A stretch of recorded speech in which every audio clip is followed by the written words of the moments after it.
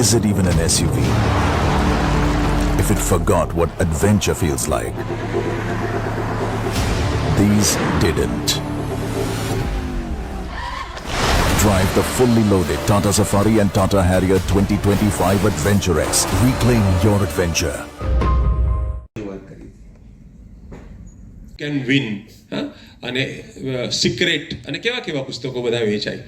તો તમે તો ઇન્સ્ટાવાળા છો, તમે પુસ્તકો નથી વાંચતા, તમે તો રીલ જુઓ ને. પુસ્તક વાંચવું તો 300 પાના કોણ વાંચે? એ મોટે ભાગે ઓવર મોટિવેશન કરે છે.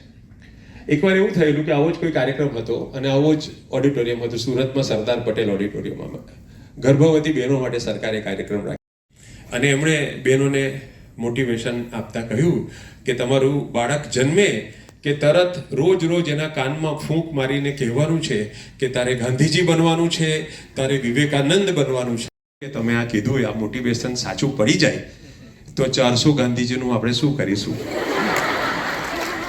400 બહેનો હતી, 400 વિવેકાનંદનું આપણે શું કરીશું?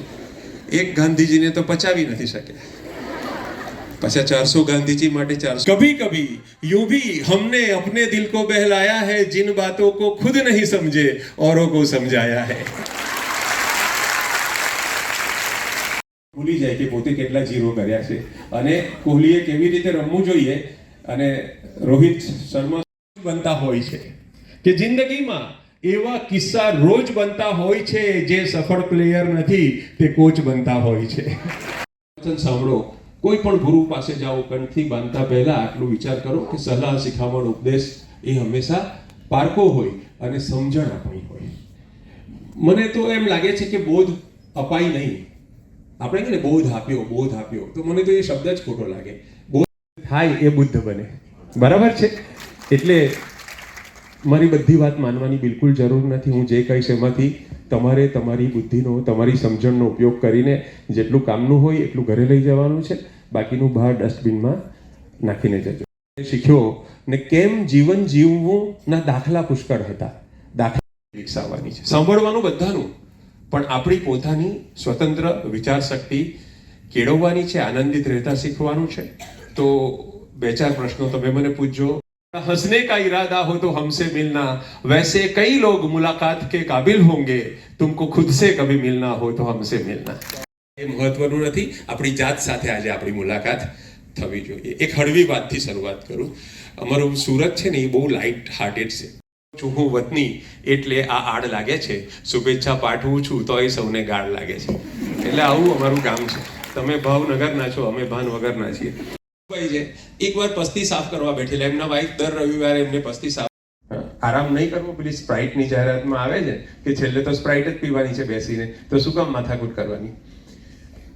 તો માણસ પોતે ઉત્ક્રાંતિના ક્રમમાં એણે જે વિકાસ કર્યો છે અને એ દ્વારા એણે આજે આપણે જે સ્થિતિમાં છીએ, આપણે વિકાસશીલ પ્રાણી છીએ. વિચારોની દુનિયા, સપનાઓની દુનિયા, અને એક દુનિયા આપણી બહાર છે, આપણી આસપાસ છે, ભાવનગર અને બિયોન્ડ ભાવનગર. તો તમારી અંદરની દુનિયામાં જે એટીટ્યુડ છે, જે એપ્ટિટ્યુડ છે, એટલે કે અભિરુચિ, જે રસ છે, જે ધગસ છે, એ એક તરફ છે, અને બહારની દુનિયામાં જે સંજોગો છે, બહારની દુનિયામાં જે ઓપોર્ચ્યુનિટી છે, એ બીજી તરફ છે. તો અંદરની દુનિયાને બહારની દુનિયા સાથે અનુકૂલન કરવાનું છે. અને આપણે અલગ અલગ નામ આપીએ છીએ, કરિયર ને આ ને તે ને બધું છે. આનું જ નામ જીવન છે. તો આ કોલેજ છે તમારી, એક વૃક્ષની ડાળ છે અને તમારી સામે એક આખું આકાશ છે. અને આવું જ્યારે હોય ત્યારે ઉડાન ભરવાની જે ઈચ્છા થાય એ બહુ કુદરતી અને બહુ તંદુરસ્ત ઈચ્છા છે. હવે બીજો પાર્ટ જે છે, તમે જે પ્રવાસમાં છો અત્યારે, તમે જે રસ્તો નક્કી કર્યો છે, તમે 24 કલાકના દિવસમાંથી 8 કલાક ઊંઘવામાં છે. બરાબર ધ્યાનથી વિચાર કરજો. જે હું કહું છું, આજની પેઢીને હું જે જોઉં છું, મને એવું લાગે છે કે એમને ભણવાનું હાર્ડ લાગે છે.